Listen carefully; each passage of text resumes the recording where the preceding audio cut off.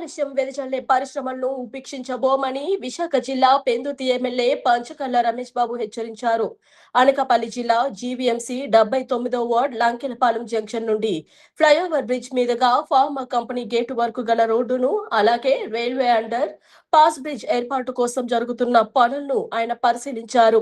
Engineering అధికారులు, NDA ఉమ్మడి కూటమి నాయకులు, ఆయా కంపెనీల ప్రతినిధులతో కలిసి రోడ్డు మొత్తాన్ని పరిశీలించిన ఎమ్మెల్యే రమేష్ బాబు ఆయా ప్రాంతాల్లో రోడ్డుపై కాలుష్యం వెదజల్లి ఉండటం పట్ల ఆవేదన వెళ్లబుచ్చారు. కంపెనీల యజమానులు, వాహనాల సిబ్బంది నిర్లక్ష్యంగా ఉంటే అక్కడికక్కడే వాహనాలు నిలిపివేయాలని ప్రజలకు ఎమ్మెల్యే సూచించారు. పోలీసులు, ఇతర అధికారులతో సమస్యలు వస్తే తాను చూసుకుంటానని వారికి హామీ ఇచ్చారు.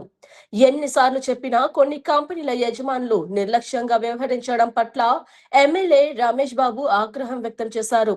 ఈ సందర్భంగా మీడియాతో మాట్లాడుతూ గత ఎన్నికల్లో హామీ ఇచ్చిన మేరకు ఎంపీ సీఎం రమేష్ నాయుడుతో కలిసి రోడ్లను అభివృద్ధి చేశామని, అలాగే రైల్వే అండర్ పాస్ బ్రిడ్జ్ ఏర్పాటు కోసం అంతా సిద్ధం చేశామని తెలిపారు. కాలుష్యంపై ప్రజల అభ్యర్థన మేరకు కంపెనీలు ప్రతినిధులతో సుదీర్ఘంగా చర్చించి సమస్యకు ఒక పరిష్కారం సూచించామని తెలిపారు. అయితే గత కొన్ని రోజులుగా కంపెనీలు కాలుష్యాన్ని పట్టించుకోవడం లేదని, నీటిని వెదజల్లే పనులు నిలిపివేశారని మండిపడ్డారు. ఈ సమస్యలపై జిల్లా కలెక్టర్, కాలుష్య నియంత్రణ అధికారులతో చర్చించి శాశ్వత పరిష్కారానికి ప్రయత్నిస్తామని ఎమ్మెల్యే రమేష్ బాబు హామీ ఇచ్చారు.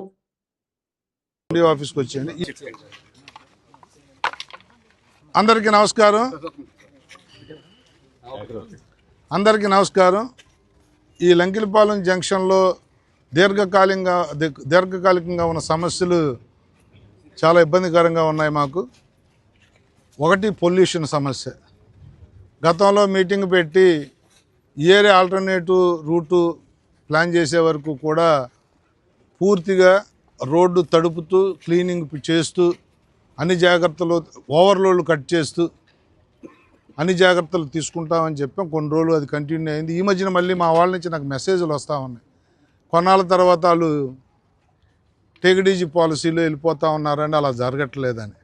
నేను ఒక్కరోజు ఏదన్నా ఇంప్లిమెంటేషన్ కోసం చెబితే స్థానిక నాయకులు కూడా మీరు ఏదో కమిటీగా ఏర్పాటు అయింది నాకు మెసేజ్లు పెట్టడం ఒకటే కాదండి, పనులు ఆపండి, అలా జరగని రోజున స్పాట్లో ఆపి అది చేయించుకోవాలి. అంటే కొన్నాళ్ళ తర్వాత వాళ్ళకి అలవాటు అయిపోద్ది. ఇలా చేయకపోతే ఇలా ఆపుతారన్నమాట. దీనివల్ల మాకు ఈ నష్టం ఉంది, దీనివల్ల మా పనులు ఆగుతున్నాయని ఎవడు ఏ వానరు కూడా, బండి వానరు కానీ కాంట్రాక్టర్ కానీ పనులు ఆపుకోవటానికి చూడ్డు. అందుకని మనం ఏదైతే ఇంప్లిమెంట్ చేసామో అది 100% అమలు అవ్వాలా. అమలు అవ్వకపోతే తగు చర్యలు మీరే తీసుకోవాలి. మా పోలీసు వారికి కానీ, మా రెవెన్యూ కానీ, హిందూజా, ఎన్టీపీసీ పవర్ ప్లాంట్ వాళ్ళకి కానీ అందరికీ కూడా నేను చెప్పాను, మళ్ళీ ఈరోజు చెప్తాను. స్థానికంగా ఎఫెక్టివ్గా అవేర్నెస్గా లేకపోతే ఎమ్మెల్యే గారు వచ్చి 6 నెలలకు 3 నెలలకు వచ్చి ఇక్కడికి వచ్చి ఆయన ఏదో అరిసేసి తిట్టేస్తేనే పనులు అవుతాయి అనుకుంటే అది కాదు. స్థానిక నాయకత్వంలో కమిటీని పెట్టుకుని మీతో నేను వచ్చి కూర్చుని మీతోనే మాట్లాడానంటే మీకు అది ఇచ్చిన గౌరవం, దాన్ని మీరు కంటిన్యూ చేయాలి. అది ఎట్టి పరిస్థితుల్లో మొన్న నాకు మెసేజ్లు రాగానే మొన్న కంపెనీలతో, కాంట్రాక్టర్లతో మాట్లాడే మొన్న మార్పు వస్తే వచ్చి ఉండాలి, మార్పు రాకపోతే మార్పు మీరు తీసుకురావాల్సిన బాధ్యత మీకు ఉంది. ఏదన్నా ఉంటే నాకు చెప్పండి. మీకు ప్రభుత్వ పరంగా, డిపార్ట్మెంట్ల పరంగా ఏదైనా ఇబ్బంది ఉంటే నాకు చెప్పండి. మా సిఐ గారితో, ఎస్ఐ గారితో ఎవరో మీరు ఆపినప్పుడు వచ్చారో వాళ్ళతో నేను మాట్లాడతాను. వాళ్ళకు కూడా బాధ్యత ఉంది. పొల్యూషన్ కమిటీని కూడా ఇక్కడ స్టాండ్ బై పెడతాను రేపు పొద్దున్న నుంచి. ఎందుకంటే ఒకసారి పొల్యూట్ అయిపోతుందని రాస్తే అందరూ కూడా రోడ్ల మీద అప్పుడు పరిగెడతారు, పనులు పూర్తిగా అవుతాయి. అప్పుడు దయచేసి కంపెనీలను కానీ, కాంట్రాక్టర్లను కానీ నేను కోరేది ఒకటి, అవకాశం ఇచ్చాం కదా అని చెప్పి అడ్వాంటేజ్ తీసుకోవద్దండి. మీరు బతకాలి, పబ్లిక్ బతకాలి, ఆ షాపుల వాళ్ళు కూడా బతకాలి. అందరూ బతికే విధంగా కార్యక్రమం చేయండి. నెంబర్ 1.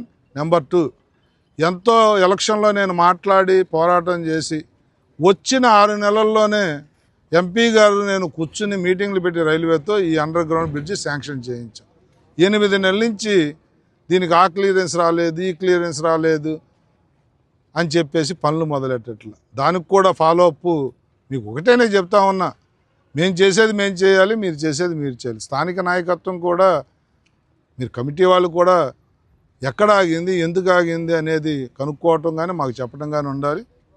ఒక పెట్రోల్ లైన్ వెళ్ళింది, దానివల్ల అటాబోగట్లు చెబుతూ ఉన్నారు. ఈరోజే అన్ని డిపార్ట్మెంట్లతో మాట్లాడతా, వారం 10 రోజుల్లో పని స్టార్ట్ అయ్యే విధంగా ప్లాన్ చేస్తా. ఒకవేళ ఆ లైన్ ఉంటే ఏ విధంగా చేయాలి, దాన్ని ఎలా సెక్యూర్ చేయాలనేది కూడా ఇంజనీరింగ్ డిపార్ట్మెంట్ ప్లాన్ చేస్తూ ఉంది. ఈ 2 విషయాలు. మూడో విషయం, ఈ ఫ్లైఓవర్ బ్రిడ్జి మీద గోతులు పడిపోవటం. గతంలోనే ఫార్మాసిటీ వాళ్ళు ముందుకు వచ్చారు చేస్తామని, ఫార్మా యూనిట్ అందరూ వచ్చారు, వాళ్ళతో ఇన్స్పెక్ట్ చేశాం. కింద రోడ్డు కొంత చేశారు, ఆ బ్రిడ్జి దిగిన తర్వాత కొంతవరకు చేశారు. ఈ బ్రిడ్జి మీద మాత్రం టెక్నికల్గా కొద్ది ఇబ్బంది ఉందని చెప్పి లేట్ అయింది.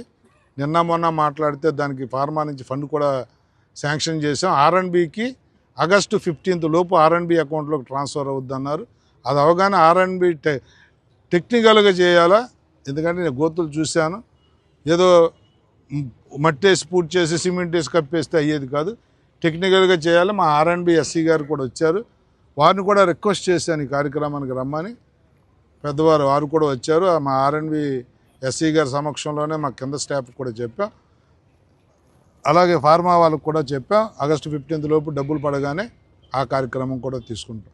ఈ 3 కార్యక్రమాలు అయ్యే వరకు కంటిన్యూ మానిటరింగ్ ఉంటుంది. ఎట్టి పరిస్థితుల్లో ప్రజల జీవితాలు తాకట్టు పెట్టి మాత్రం కంపెనీలు భుజాన్ని వేసుకునే కార్యక్రమం ఉండదు. ఎప్పుడైనా కూడా ప్రజలు ఇబ్బంది పడే కార్యక్రమం జరిగినప్పుడు మాత్రం కంపెనీలు సంగతి కూడా మేము ఆలోచించు. ఇది మాత్రం కంపెనీలకి నా హెచ్చరిక. మీరు బాగుండాలి. పొల్యూషన్ కమిటీకి కూడా రమ్మన్నాను, వారు వచ్చుంటారు, మీటింగ్ వస్తారు, లేకపోతే వాళ్ళకు కూడా చెప్తా ఉన్నాను. ఎక్కడా కూడా పొల్యూషన్ లిమిట్స్ దాటి ఉంటే ఎక్కడా స్పేర్ చేయాల్సిన అవసరం.